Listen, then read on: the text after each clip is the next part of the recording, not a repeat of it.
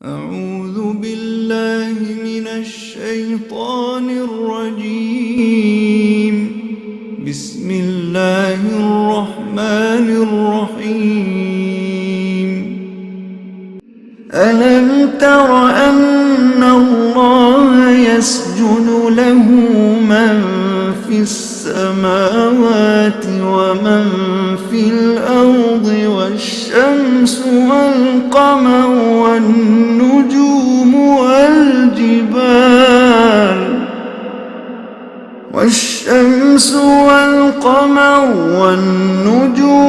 والجبال والشجر والدواب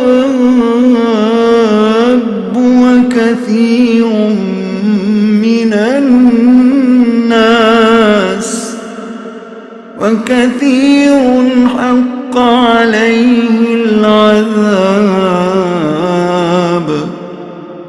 ومن يهن الله فما له من مكرم إن الله يفعل ما يشاء. അസ്സലാമു അലൈക്കും വറഹ്മത്തുള്ളാഹി വബറകാതുഹു. ഖുർആൻ പദം 1070 ദിവസത്തിലേക്ക് എല്ലാവരെയും ഹാർദമായി സ്വാഗതം ചെയ്യുന്നു. സൂറത്തുൽ ഹജ്ജിലെ 18-ാമത്തെ ആയത്താണ് ഇന്ന് പഠനവിധേയമാക്കുന്നത്.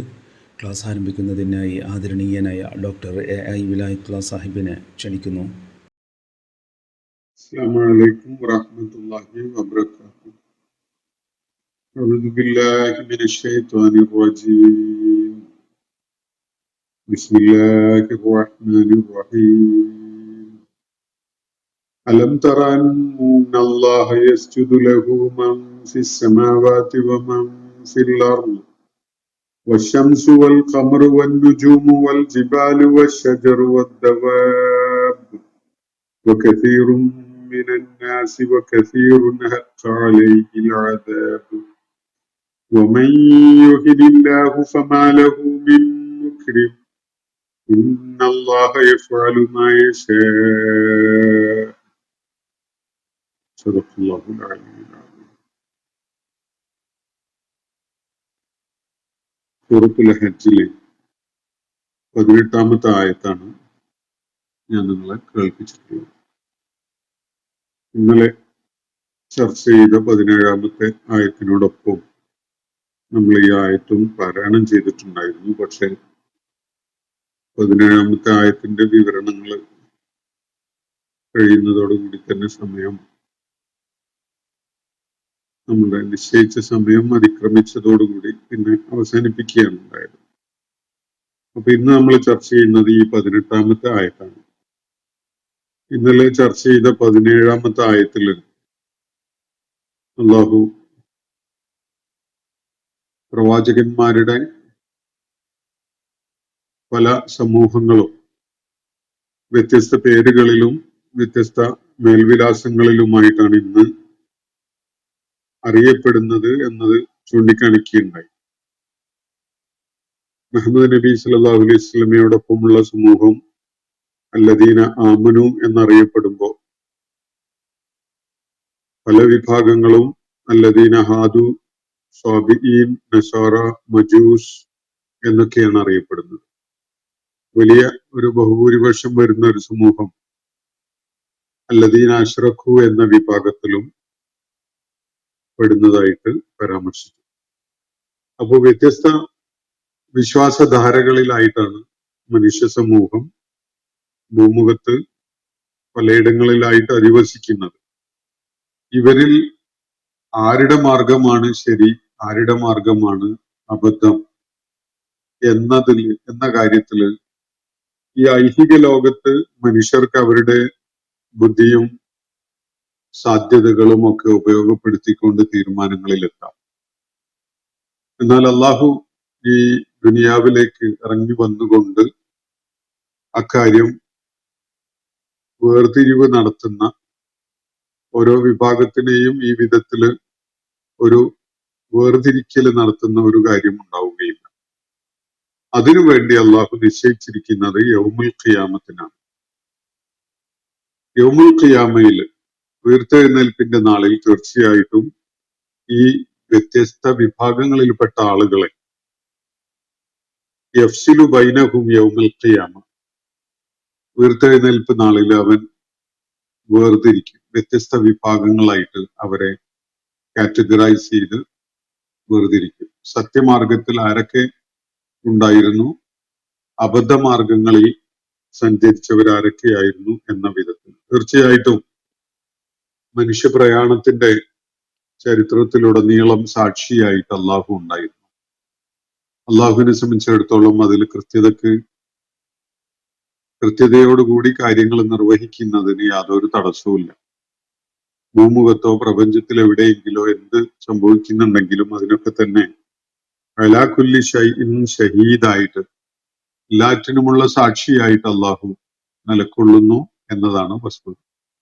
അതുകൊണ്ട് യൗമുൽ ഖിയാമയില് ആളുകളെ അവര് സ്വീകരിച്ച, അവര് പിൻപറ്റിയ അവരുടെ ജീവിത പാതയെക്കുറിച്ച് അതിന്റെ അടിസ്ഥാനത്തിൽ അവരെ വേർതിരിക്കുന്നതാണ് എന്നതാണ് അവിടെ പറഞ്ഞു വെക്കുകയുണ്ടായത്.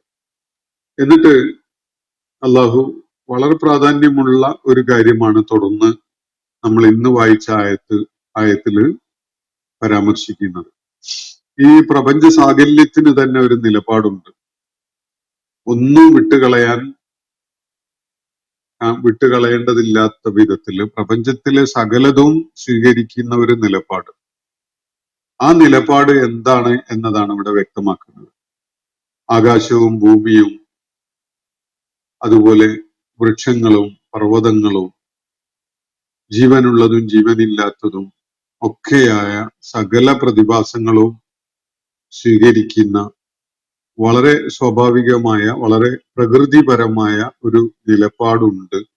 ഇത് മനുഷ്യന് തിരിച്ചറിയാൻ സാധിക്കുന്നുവെങ്കിൽ അവന് സത്യമാർഗം കണ്ടെത്തുകയും അത് പിൻപറ്റുകയും ചെയ്യുക എന്നത് ഒട്ടും പ്രയാസകരമാവുകയില്ല.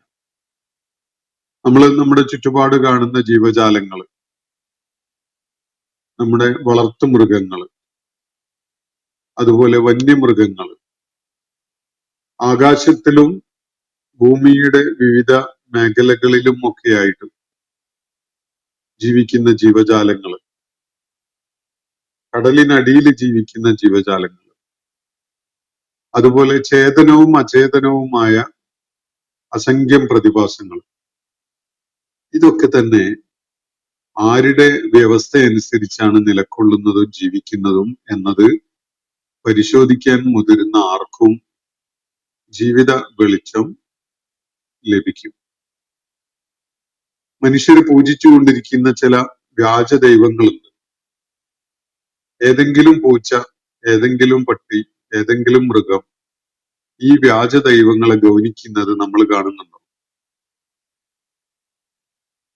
എന്നാൽ എല്ലാ മൃഗങ്ങളും എല്ലാ ജീവജാലങ്ങളും പ്രപഞ്ച സൃഷ്ടാവ് അതിന് നൽകിയിട്ടുള്ള ഒരു പ്രകൃതത്തെ പൂർണ്ണമായി മാനിച്ചുകൊണ്ടാണ്, അതിന് വഴിപ്പെട്ടുകൊണ്ടാണ് ജീവിക്കുന്നത്.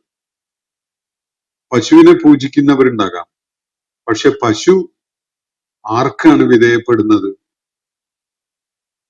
പ്രപഞ്ച സൃഷ്ടാവായ, പശുവിന്റെ സൃഷ്ടാവായ പടച്ച തമ്പുരാന് വഴിപ്പെട്ടുകൊണ്ട് അവന്റെ പ്രകൃതി നിയമങ്ങളെ പാലിച്ചുകൊണ്ടാണ് പശു ജീവിക്കുന്നത്. പശുവിനൊരു പ്രകൃതം നൽകപ്പെട്ടിട്ടുണ്ട്. ഇനി തേനീച്ച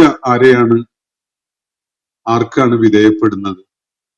തേനീച്ചക്ക് അതിന്റെ സ്വതസിദ്ധമായ പ്രകൃതം നൽകിയ അതിന്റെ സ്രഷ്ടാവ്, ആ സ്രഷ്ടാവിനെയാണ് ആ സ്രഷ്ടാവിന് വഴിപ്പെട്ടുകൊണ്ടാണ് തേനീച്ച ജീവിക്കുന്നതെന്ന് കാണാൻ കഴിയും. ആകാശത്തില് ചിറക് വിരിച്ച് പറക്കുന്ന പക്ഷികൾ, കടലിനടിയിൽ ഊളിയിട്ട് നീന്തിത്തുടിക്കുന്ന മത്സ്യങ്ങള്, ഇവയൊന്നും തന്നെ മനുഷ്യര് പൂജിക്കുന്ന ഈ വ്യാജ ദൈവങ്ങൾക്ക് വഴിപ്പെട്ടുകൊണ്ടോ ആ വ്യാജ ദൈവങ്ങളെ ഗൗനിച്ചുകൊണ്ടോ അല്ല എന്നത് കാണാൻ സാധിക്കും. അങ്ങനെ യാതൊരു ലക്ഷണവും എവിടെയും കാണാൻ സാധ്യമല്ല. ഒരു ജീവിയും, പ്രപഞ്ചത്തിലുള്ള ഒരു സംവിധാനവും, ഒരു പ്രതിഭാസവും ഈ വ്യാജ ദൈവങ്ങളെ പൂജിച്ചുകൊണ്ടോ അവയ്ക്ക് വഴിപ്പെട്ടുകൊണ്ടോ കഴിയുന്നില്ല.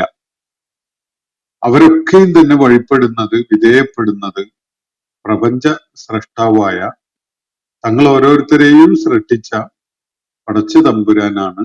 അവന്റെ പ്രകൃതിപരമായി അവക്ക് നൽകപ്പെട്ടിട്ടുള്ള നിയമങ്ങളെയാണ്, വ്യവസ്ഥയെയാണ് അവര് പാലിക്കുന്നത് എന്നത് ഏത് നിരീക്ഷകനും ബോധ്യപ്പെടും. ഇക്കാര്യം അള്ളാഹു ചൂണ്ടിക്കാണിക്കുന്നത് തൊട്ടുമുകളില് ചർച്ചയ്ക്ക് വന്ന ശ്രദ്ധേയമായ ഒരു കാര്യത്തെ ഒന്നുകൂടി വ്യക്തതയുള്ളതാക്കുന്നതിന് വേണ്ടിയാണ്. ആളുകളുടെ കൂട്ടത്തില് അള്ളാഹുവിനെ ഒരു ചാരത്ത് വന്ന് നിന്നുകൊണ്ട് അല്ലെങ്കിൽ ഒരു അരികിലിരുന്ന് ഇബാദത്ത് ചെയ്യുന്ന പ്രകൃതമുള്ള ചിലരുണ്ട്. അവർക്ക് ബോധ്യമില്ല അള്ളാഹുവാണ് ഒരേ ഒരു സ്രഷ്ടാവ്, ഒരേ ഒരു ദൈവം എന്ന കാര്യത്തില് അവർക്ക് ഇനിയും ഉറപ്പില്ല. അവര് പല ഭൗതികമായ നേട്ടങ്ങളും കിട്ടുന്നതിനനുസരിച്ചാണ്, അല്ലെങ്കിൽ അത് നഷ്ടപ്പെടുന്നതിനോടുള്ള പ്രതികരണം എന്നുള്ള നിലക്കൊക്കെയാണ് അവര് ഈ സത്യമാർഗത്തിൽ ചേരുന്നതും സത്യമാർഗത്തിൽ നിന്ന് മാറി നിൽക്കുന്നതും ഒക്കെ തന്നെ. എന്നാൽ ഈ ആളുകള് പ്രപഞ്ചത്തെ ഒന്ന് നിരീക്ഷിക്കട്ടെ, അപ്പോ അവർക്ക് കാണാൻ കഴിയും എന്താണ് ഈ പ്രപഞ്ചം വെളിപ്പെടുത്തുന്ന ഇത് സംബന്ധമായ യാഥാർത്ഥ്യം എന്നത്. ഈ ആയത്ത് വിശദമായിട്ട് നമുക്കൊന്ന് പരിശോധിക്കാം. അലം തറ, പ്രവാചകരെ താങ്കള് കാണുന്നില്ലേ? അന്നല്ലാഹ യസ്ജുദു ലഹു, നിശ്ചയമായിട്ടും അള്ളാഹു അവന് പ്രണാമം അർപ്പിച്ചുകൊണ്ടിരിക്കുന്നു. മം ഫിസ് സമാവാതി വമം ഫിൽ അർള്, ആകാശങ്ങളിലുള്ളവനും ഭൂമിയിലുള്ളവനും. വശംസു വൽ ഖമറു, സൂര്യനും ചന്ദ്രനും. വന്നുജൂമു, നക്ഷത്രങ്ങളും. വൽ ജിബാലു, പർവ്വതങ്ങളും. വശജറു, വൃക്ഷങ്ങളും. വദ്ദവാബു, അതുപോലെ ജീവജാലങ്ങൾ, ജന്തുജാലങ്ങൾ. വകസീറും മിനന്നാസ്, ജനങ്ങളിൽ ഒട്ടുവളരെ പേരും. ഇവരൊക്കെ തന്നെയും അള്ളാഹുവിന് പ്രണാമം അർപ്പിച്ചുകൊണ്ടിരിക്കുന്നത് പ്രവാചകരെ താങ്കൾ കാണുന്നില്ലേ എന്നാണ് ചോദ്യം. നബി സല്ലല്ലാഹു അലൈഹി വസല്ലമയോടാണ് അഭിസംബോധന എങ്കിലും വിശുദ്ധ ഖുർആൻ പാരായണം ചെയ്യുന്ന മുഴുവൻ ആളുകൾക്കും, അത് കേൾക്കാനിടയാവുന്ന സകല മനുഷ്യരെയും ഉദ്ദേശിച്ചുകൊണ്ടുള്ളതാണ് ഈ ചോദ്യം. നിങ്ങൾ കാണുന്നില്ലേ എന്ന്. ആർക്കാണ് ആകാശങ്ങൾ വഴിപ്പെടുന്നത്? ആർക്കാണ് ഭൂമി വഴിപ്പെടുന്നത്? ആകാശങ്ങളിലുള്ളവയെ ഒക്കെയും വഴിപ്പെടുന്നത് ആർക്കാണ്? ഭൂമിയിലുള്ളതൊക്കെയും വഴിപ്പെടുന്നത് ആർക്കാണ്?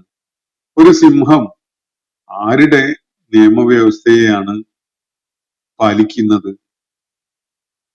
വ്യാജ ദൈവങ്ങള് ഉണ്ടാക്കി കൊടുക്കുന്ന നിയമങ്ങളെയാണോ, അതോ സൃഷ്ടാവായ ദൈവം നൽകിയിട്ടുള്ള പ്രകൃതിപരമായ വ്യവസ്ഥയെയാണോ ഒരു സിംഹം വഴിപ്പെടുന്നത് അല്ലെങ്കിൽ പാലിക്കുന്നത്? കാട്ടിലെ ജീവജാലങ്ങള്, കടലിനടിയിലുള്ള ജന്തുജാലങ്ങളൊക്കെ തന്നെ, മത്സ്യവും തിമിംഗലമൊക്കെ പോലെയുള്ള വലിയ ജീവികളും ഒക്കെ തന്നെ ആർക്ക് വിധേയപ്പെട്ടുകൊണ്ടാണ്, ആരുടെ വ്യവസ്ഥ അനുസരിച്ചുകൊണ്ടും പാലിച്ചുകൊണ്ടുമാണ് നിലകൊള്ളുന്നത്? കല്ലുകൊണ്ടും ലോഹം കൊണ്ടും ഒക്കെ നിങ്ങൾ ഉരുട്ടി ഉണ്ടാക്കിയിട്ടുള്ള വ്യാജ ദൈവങ്ങളെ അവര് വഴിപ്പെടുന്നുണ്ടോ? ആ വ്യാജ ദൈവങ്ങൾക്ക് വഴിപ്പെട്ടുകൊണ്ടാണോ ഈ ജീവജാലങ്ങൾ കഴിയുന്നത്? ഒരിക്കലും തന്നെ അല്ല. ഓരോ ജീവിക്കും, ഓരോ പ്രകൃതിയിൽ ഓരോ പ്രതിഭാസത്തിനും അള്ളാഹു ഒരു വ്യവസ്ഥയും പ്രകൃതവും ഒക്കെ നൽകിയിട്ടുണ്ട്.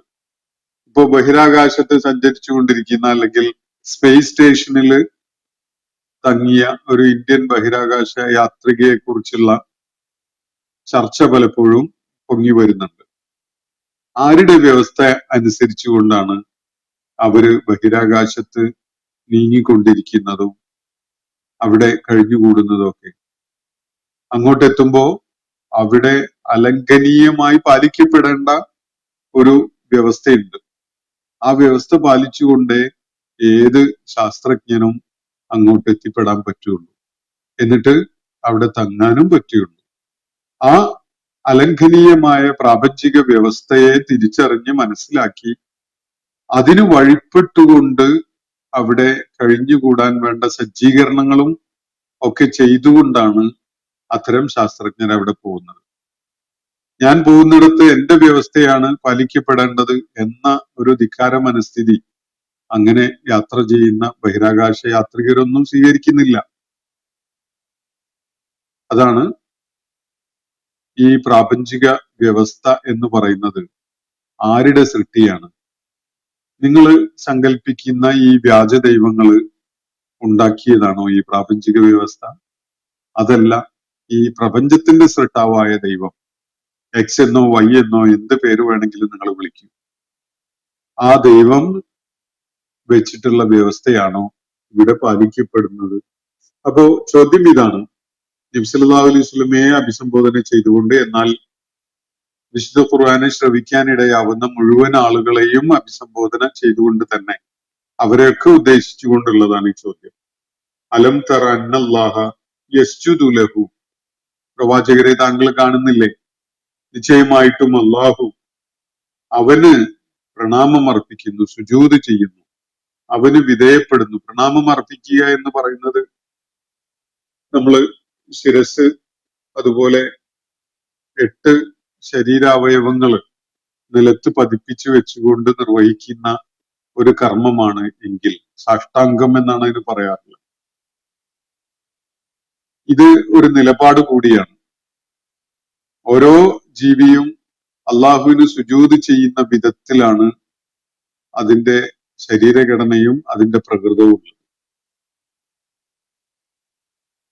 പ്രതിഷേധിച്ചുകൊണ്ട് മാറി നിൽക്കാനും വിട്ടുനിൽക്കാനും കഴിയുന്ന ഖുർആൻ പരിചയപ്പെടുത്തുന്ന 2 സൃഷ്ടികൾ മാത്രമാണ്. ഒന്ന് മനുഷ്യൻ, മറ്റത് ജിന്ന്. ഇവരൊഴികെ ബാക്കിയെല്ലാം, എല്ലാ ജീവജാലങ്ങളും, ജീവനുള്ളതായാലും ജീവനില്ലാത്തതായാലും, ഒരു പാറക്കെട്ട് അല്ലെങ്കിൽ ജലാശയം, മഴ, അതുപോലെയുള്ള എന്ത് തന്നെ ആയാലും, അതുപോലെ ഏറ്റവും സൂക്ഷ്മമായ ഒരു തന്മാത്ര, ഒരു ആറ്റം, ഇതൊക്കെ തന്നെ ഒരു പ്രാപഞ്ചിക വ്യവസ്ഥയുടെ നിയമ സംവിധാനങ്ങളെ കൃത്യമായി പാലിച്ചുകൊണ്ടും അതിന് വിധേയപ്പെട്ടുകൊണ്ടുമാണ് കഴിയുന്നത്. അപ്പൊ അള്ളാഹുവിന് വിധേയപ്പെടുക എന്ന ആ ഒരു കാര്യം ചെയ്തുകൊണ്ടാണ് അവരൊക്കെയും കഴിയുന്നത് എന്നത് പ്രവാചകരെ താങ്കൾ അറിയുന്നില്ലേ, താങ്കൾ കാണുന്നില്ലേ എന്നതാണ് ഇവിടെ ഉന്നയിക്കപ്പെടുന്ന ചോദ്യം. അള്ളാഹുവിനോട് ഇടഞ്ഞുകൊണ്ട്, പ്രപഞ്ച സൃഷ്ടാവിനോട് ഇടഞ്ഞുകൊണ്ട് ഒരു ജീവിയും തന്നെ ഭൂമിയിലോ ആകാശത്തിലോ വേറെ എവിടെയെങ്കിലുമോ ഇല്ല എന്നതാണ് ചൂണ്ടിക്കാണിക്കപ്പെടുന്ന കാര്യം. കൂടുതൽ ഈ ആയത്തിൽ തന്നെ വിശദാംശങ്ങൾ വരുന്നുണ്ട്. അലം തറ അന്നല്ലാഹ യസ്ജുദു ലഹു, പ്രവാചകരെ താങ്കള് കാണുന്നില്ലേ? നിശ്ചയമായിട്ടും അല്ലാഹു യസ്ജുദു ലഹു മൻ ഫിസ് സമാവാതി വ മൻ ഫിൽ അർദ്, ആകാശങ്ങളിലും ഭൂമിയിലും ഉള്ളവരൊക്കെയും തന്നെ അവന് പ്രണാമം അർപ്പിക്കുന്നു, അവന് സുജൂദ് ചെയ്യുന്നു. മനുഷ്യര് സുജൂദ് ചെയ്യുന്നതിൽ നിന്ന് തീർച്ചയായിട്ടും വ്യത്യസ്തമാണ് മറ്റു ജീവജാലങ്ങളുടെ സുജൂദ്.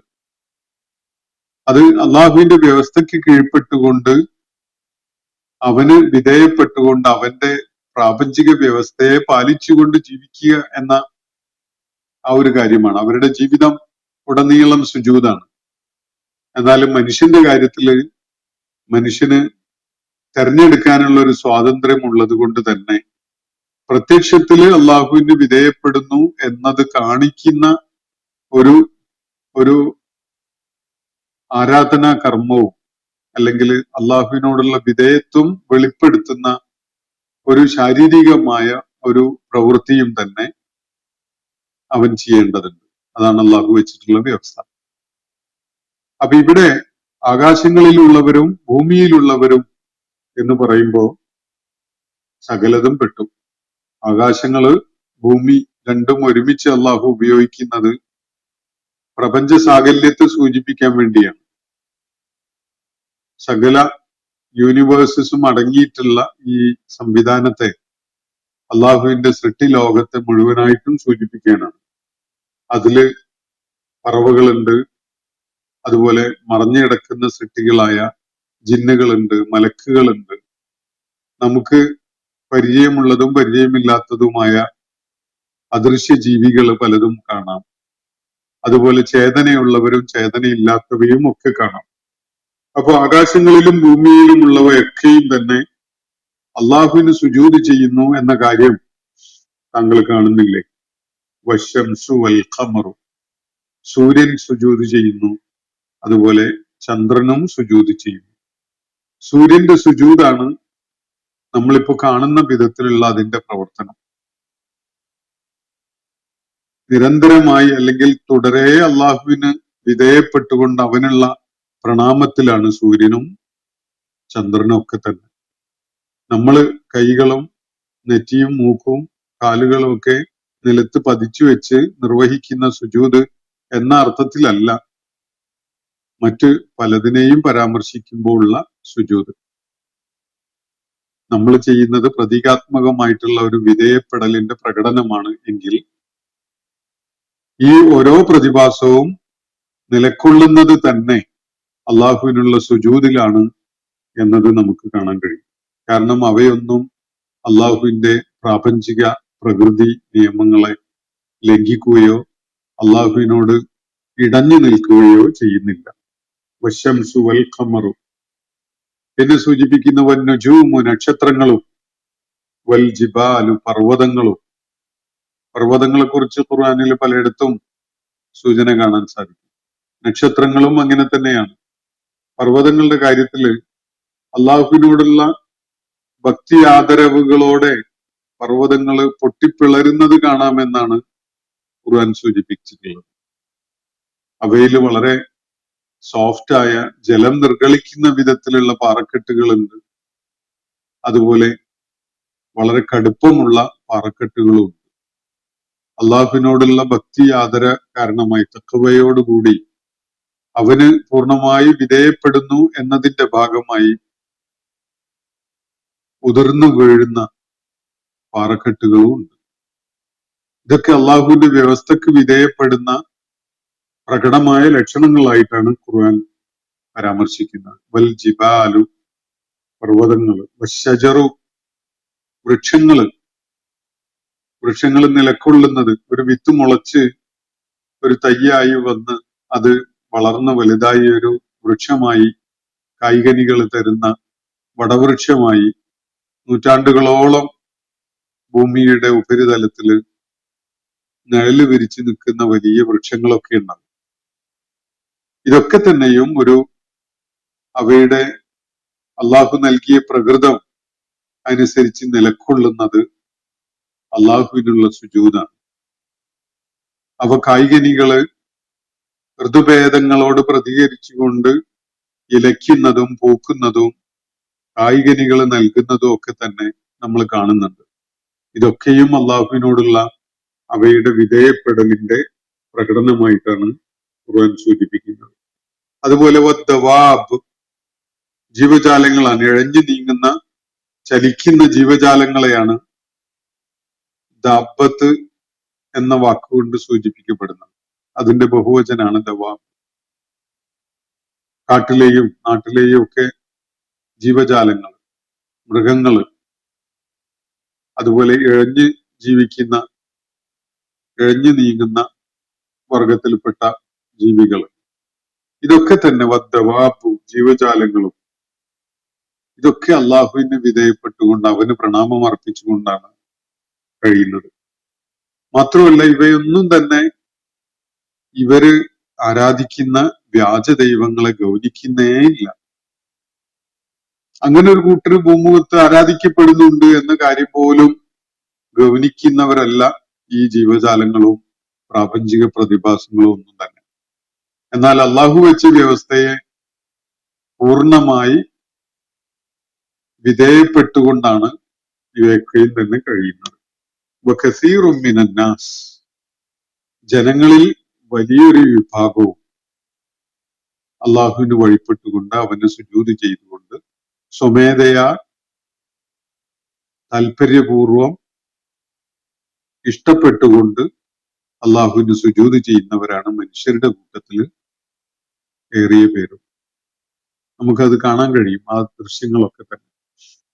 ജീവിതത്തിലെ പ്രതിസന്ധികളുടെ ഘട്ടങ്ങളിലും സന്തോഷമോ ആഹ്ലാദമോ ഒക്കെ ഉണ്ടാവുന്ന ഘട്ടങ്ങളിലൊക്കെ അള്ളാഹുവിന്റെ സത്യവിശ്വാസ മാർഗം അവലംബിച്ച ആളുകൾ അള്ളാഹുവിനോടുള്ള വിധേയത്വവും കൃതജ്ഞതയും ഒക്കെ രേഖപ്പെടുത്തുന്ന വിധത്തില് ശിരസ് നിലത്ത് പതിച്ചുകൊണ്ട് അവന്റെ മുന്നിൽ പ്രണാമം അർപ്പിക്കുന്നത് നമ്മൾ പലപ്പോഴും ജീവിതത്തിന്റെ പല രംഗങ്ങളിലും കാണാൻ കഴിയുന്ന ആളുകളാണ്.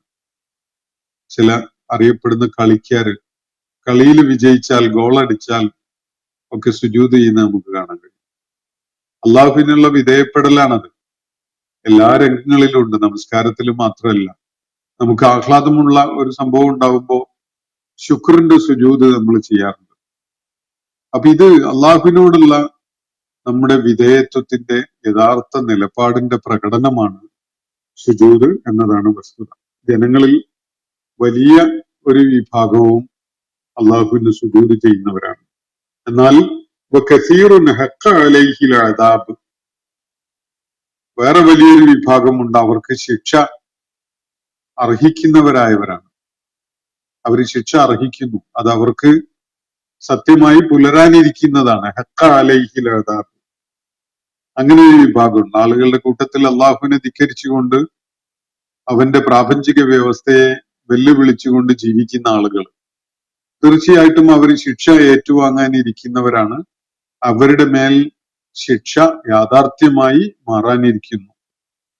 അങ്ങനെയുള്ള ആളുകളും അള്ളാഹുവിന്റെ സുജൂദിൽ തന്നെയാണ്. അവരെ ശിരസ് അള്ളാഹുവിന്റെ മുന്നില്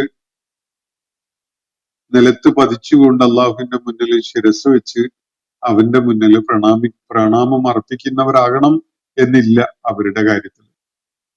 അവരുടെ വിരൽത്തുമ്പ്, അവരുടെ ദഹന പ്രക്രിയ, അവരുടെ മനസ്സിന്റെ പ്രവർത്തനം, മസ്തിഷ്കത്തിന്റെ പ്രവർത്തനം, രക്തചംക്രമണം, അവരില് ചർമ്മം മുറിവ് പറ്റുമ്പോ അത് ഉണങ്ങി വരുന്നത്, രക്തം വാർന്നു പോകുമ്പോ കുറച്ചു കഴിഞ്ഞാൽ അത് ക്ലോട്ട് ചെയ്തിട്ട് കട്ട പിടിച്ച് ആ മുറിവിന്റെ ആ ഓപ്പനിങ് അടഞ്ഞു പോകുന്നത്, അങ്ങനെ തുടങ്ങിയിട്ട് സകല കാര്യങ്ങളും അവരുമായി ബന്ധപ്പെട്ടതുകൊണ്ട് അള്ളാഹുവിന് വിധേയപ്പെട്ടുകൊണ്ടാണ്, അള്ളാഹുവിന്റെ വ്യവസ്ഥക്ക് വിധേയപ്പെട്ടുകൊണ്ടാണ് അള്ളാഹുവിനെ ധിക്കരിക്കുന്ന ശിക്ഷയുടെ കാര്യം തീരുമാനമായ ആളുകളുടെ കാര്യത്തിൽ പോലും ഉണ്ടാവുന്നത്. അവർക്ക് സ്വമേധയാ സാഷ്ടാംഗം ചെയ്യാൻ അനുവാദമുള്ള ഒരു മേഖലയുണ്ട്. ആ കാര്യത്തിൽ മാത്രമേ അവർക്ക് ധിക്കാരികളാകാൻ കഴിയുള്ളൂ. സ്വന്തം ഇച്ഛപ്രകാരം ശരീരം അവരുടേത് തീർച്ചയായിട്ടും അള്ളാഹുവിനെയാണ് അനുസരിക്കുന്നത്. എന്നോട് ചോദിച്ചിട്ടല്ല എനിക്ക് വിശപ്പുണ്ടാവുന്നത്, എന്റെ ഇഷ്ടം നോക്കിയിട്ടല്ല എനിക്ക് മലമൂത്ര വിസർജനം ചെയ്യണം എന്നത് അനുഭവപ്പെടുന്നത്. ആരെയാണ്, ആരുടെ നിയമത്തെയാണ് ഇവിടെ പാലിക്കപ്പെടുന്നത്? അപ്പൊ ധിക്കാരികൾ പോലും അള്ളാഹുവിന് അവരുടെ ശരീരം, അവരുടെ പ്രകൃതം ഒക്കെ തന്നെ അള്ളാഹുവിന് വഴിപ്പെട്ടുകൊണ്ട് തന്നെയാണ് നിലകൊള്ളുന്നത്. എന്നാൽ അവര് അള്ളാഹുവിന്റെ ശിക്ഷ അർഹിക്കുന്നവരായിരിക്കും. കാരണം അള്ളാഹു അവർക്ക് സ്വതന്ത്രമായി നിലപാടെടുക്കാൻ, തെരഞ്ഞെടുക്കാൻ സ്വാതന്ത്ര്യം നൽകിക്കൊണ്ടുള്ള ഒരു സ്പേസ് ഉണ്ട്. ആ സ്പേസിൽ അവർ അള്ളാഹുവിനെ ധിക്കരിച്ചുകൊണ്ടും അക്രമികളായിക്കൊണ്ടും ഒക്കെയാണ് ജീവിച്ചിട്ടുള്ളത്. അതുകൊണ്ട് തീർച്ചയായിട്ടും അവര് ശിക്ഷ അർഹിക്കുന്നവരാണ്. പക്ഷെ അവരുടെ ശരീരഘടന, ശരീരത്തിന്റെ വിവിധ സംവിധാനങ്ങളുടെ പ്രവർത്തനം, ഇതൊക്കെ തന്നെ അള്ളാഹുവിന്റെ വ്യവസ്ഥക്ക് വിധേയപ്പെട്ടുകൊണ്ട് അവന് പ്രണാമം അർപ്പിച്ചുകൊണ്ട് തന്നെയാണ് ഉള്ളത്. ഏത് ധിക്കാരിയുടെയും ശരീരത്തിലെ കോശങ്ങൾ, ദഹന വ്യവസ്ഥ, അതുപോലെ പ്രജനന വ്യവസ്ഥ, നാഡീവ്യവസ്ഥ, രക്തചംക്രമണം, പ്രത്യുൽപാദനം, അങ്ങനെ തുടങ്ങിയിട്ടുള്ള സകല സംഗതികളും അവരുണ്ടാക്കിയ വ്യവസ്ഥ അനുസരിച്ചല്ല പ്രവർത്തനക്ഷമമാവുന്നത്, മറിച്ച് അള്ളാഹുവിന്റെ വ്യവസ്ഥക്ക് വിധേയപ്പെട്ടുകൊണ്ടാണ്. അപ്പൊ ജനങ്ങളുടെ കൂട്ടത്തിൽ ശിക്ഷ അർഹിക്കുന്നവരായി സ്വയം മാറിയിട്ടുള്ള ചിലരുണ്ട്, ധാരാളം പേരുണ്ട്. അവരും വേറൊരു തലത്തിൽ അള്ളാഹുവിന് പ്രണാമം അർപ്പിക്കുന്നവർ തന്നെയാണ്. വമൻ യുഹിനില്ലാഹു ഫമാ ലഹു മിൻ മുക്രിം. അള്ളാഹു ചിലരെ നിന്ദിച്ചിട്ടുണ്ട് എന്ന് വെക്കുക, ആർക്ക് സാധിക്കും അവർക്ക് ആദരണീയത നൽകാൻ. അള്ളാഹു ഉന്നയിക്കുന്ന ഒരു വലിയ വിഷയമാണത്. യുഹിനില്ലാഹു, ആരെയാണോ അള്ളാഹു നിന്ദിച്ചിട്ടുള്ളത്, ഫമാ ലഹു മിൻ മുക്രിമിൻ, അവനെ ആദരണീയനാക്കാൻ കഴിയുന്നവനായിട്ട് ആരുമില്ല. ഏറ്റവും വലിയ നിന്ദ്യത എന്ന് പറയുന്നത് പ്രപഞ്ച സാകല്യത്തിന്റെ റബ്ബിന് വിധേയപ്പെടുന്ന ഈ സകല ജീവജാലങ്ങളോടുമൊപ്പം ചേരുന്നതിന് പകരം അതിനോട് ഇണഞ്ഞ് അനർഹമായ ചിലതിനെ ആരാധിക്കുന്നവരായി മാറുക എന്നതാണ്. അള്ളാഹു ഇല്ലാത്തവന്റെ അടിമയാവുക എന്നതാണ് ഏറ്റവും മോശമായ വിധത്തിലുള്ള മാനഹാനി. ഏറ്റവും വലിയ നിന്ദ്യത എന്ന് പറയുന്നത് ഒരു അർഹതയും ഇല്ലാത്തവന്റെ അടിമയാവുക എന്നതാണ്. പ്രപഞ്ചത്തിലെ സകല പ്രതിഭാസങ്ങളും അവര് വിധേയപ്പെടാൻ, ആർക്ക് വിധേയപ്പെടാനാണോ അർഹതയുള്ളത് അവന് വിധേയപ്പെടുന്ന ഔന്നത്യമുള്ളവരാണ്, ആ ആദരണീയതയുള്ളവരാണ്. അനർഹരായ ഒരാളുടെയും അടിമയാവുകയില്ല അവരൊന്നും തന്നെ. അത് അള്ളാഹു അവർക്ക് നൽകിയിട്ടുള്ള വലിയൊരു ആദരണീയതയാണ്. എന്നാൽ ചില ആളുകള് സ്വയം നിന്ദ്യത ഏറ്റുവാങ്ങിയിട്ടുണ്ടാവും. ഒരു അർഹതയും ഇല്ലാത്ത, അക്ഷരാർത്ഥത്തിൽ അപ്പിക്കാട്ടങ്ങൾ എന്ന് പറയാവുന്ന വിധത്തിലുള്ള പലതിനെയും യജമാനനായിക്കൊണ്ട് അവയ്ക്ക് വിധേയപ്പെട്ട് അവയുടെ അടിമകളായി മാറുന്ന ഒരു പ്രവണത ചിലര് കാണിക്കുന്നതാണ്. നിന്ദ്യതയാണത്. വലിയ മാനഹാനിയാണ്, അപമാനമാണ്. ഈ അപമാനം സ്വയം ഏറ്റുവാങ്ങിയ ഒരാൾക്ക് ആദരണീയത നൽകുന്നവനായിട്ട് ആരുണ്ട്? അള്ളാഹു ചോദിക്കുന്ന കാര്യം അതാണ്. വമൻ യുഹിനില്ലാഹു, ഒരാളെ അള്ളാഹു അപമാനിതനാക്കി, നിന്ദ്യനാക്കി എന്ന് വെക്കുക. അള്ളാഹു നിന്ദ്യനാക്കി എന്ന് പറഞ്ഞാൽ സ്വയം തെരഞ്ഞെടുത്ത ജീവിത സരണി കാരണമായിട്ട് അള്ളാഹു അവരെ ആ മാനഹാനിയിലേക്ക് തള്ളിവിട്ടു. സത്യമാർഗം സ്വീകരിക്കാനോ ഉൾക്കൊള്ളാനോ കൂട്ടാക്കാതെ ഇരുന്ന, അസത്യമാർഗം തന്നെ വാശി പിടിച്ച് പിൻപറ്റുന്ന ആളുകളെ ആ മാനഹാനിയിലേക്ക് അള്ളാഹു തള്ളിവിടും. അങ്ങനെ അള്ളാഹു നിന്ദ്യതയിലേക്ക് തള്ളിവിട്ട ആള് ഫമാ ലഹു മിൻ മുക്രിം, അവന് ആദരവ് നൽകിക്കൊണ്ട് അവന് ആദരണീയത നൽകുന്നവനായിട്ട്, അവന്റെ മുഖരിമായിട്ട് ആരുണ്ട് എന്നാണ് അള്ളാഹു ചോദിക്കുന്നത്. മുഖരിം എന്ന് പറഞ്ഞാൽ ആദരവ് നൽകുന്നവൻ എന്നാണ്. ഇവന് സ്വയം മാനഹാനിയും നിന്ദ്യതയും ഏറ്റുവാങ്ങിയ ഒരാൾക്ക് ആരാണ് ആദരണീയത നൽകാൻ പോകുന്നത്? ഫമാ ലഹു മിൻ മുക്രിമിൻ, അവന് ആദരണീയത നൽകുന്നവനായിട്ട് ആരുമേ ഇല്ല എന്നാണ് അള്ളാഹു വ്യക്തമാക്കുന്നത്. ഇന്നല്ലാഹു യഫ്അലു മാ യശാ, നിശ്ചയമായിട്ടും അള്ളാഹു അവൻ ഇച്ഛിക്കുന്നത് ചെയ്യുന്നു. അത് അള്ളാഹുവിന്റെ റുബൂബിയത്തിന്റെ ഭാഗമാണ്. അള്ളാഹുവാണ് എന്നതുകൊണ്ട് തന്നെ അവൻ ഇച്ഛിക്കുന്ന എന്തും ചെയ്യാൻ കഴിവുള്ളവനാണ് അവൻ. അവനെ ചോദ്യം ചെയ്യാൻ ആർക്കും സാധ്യമല്ല. അവന്റെ അധികാര മേഖലകളിൽ കയറി ഇടപെടാൻ ഒരാൾക്കും തന്നെ സാധ്യമല്ല. നേരത്തെ സൂചിപ്പിച്ചല്ലോ, നിങ്ങൾ ഓരത്ത് നിന്ന്, ഒരു അരികിൽ നിന്ന് അള്ളാഹുവിന് വിധേയപ്പെടുന്ന ആളുകളുടെ കാര്യം കണ്ടിട്ടില്ലേ?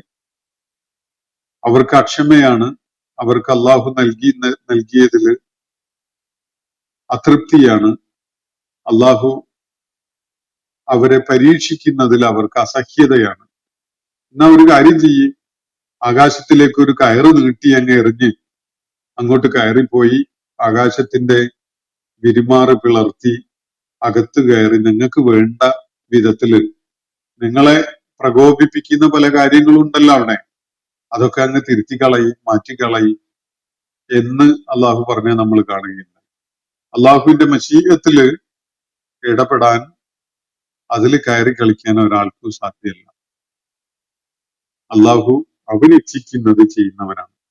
ഇന്നല്ലാഹു യഫ്അലു മാ യശാ, തീർച്ചയായിട്ടും അള്ളാഹു അവന്റെ മശീഅത്ത് അനുസരിച്ചാണ് പ്രവർത്തിക്കുന്നത്. അവന്റെ മശീഅത്ത്, അവന്റെ ഉദ്ദേശം, അവൻ എന്ത് ഉദ്ദേശിക്കുന്നുവോ അത് അവൻ നിർവഹിക്കുന്നു, ചെയ്യുന്നു. ഇതാണ് അള്ളാഹു ഇവിടെ പറയുന്നത്. അപ്പൊ ഇവിടെ സൂചിപ്പിക്കപ്പെട്ട ഏറ്റവും പ്രാധാന്യമുള്ള ഒരു കാര്യം, അള്ളാഹുവിനല്ലാതെ മറ്റ് ആർക്ക് വിധേയപ്പെട്ടുകൊണ്ട് ഒരാൾ നിൽക്കുന്നുവെങ്കിലും അത് വലിയ മാനഹാനിയാണ്, നിന്ദ്യതയാണ്. അള്ളാഹുവിന് വഴിപ്പെട്ടുകൊണ്ട് അവന് പ്രണാമം അർപ്പിച്ചുകൊണ്ട് കഴിയുന്ന ഒരവസ്ഥയാണ് ഏറ്റവും വലിയ ആദരണീയത.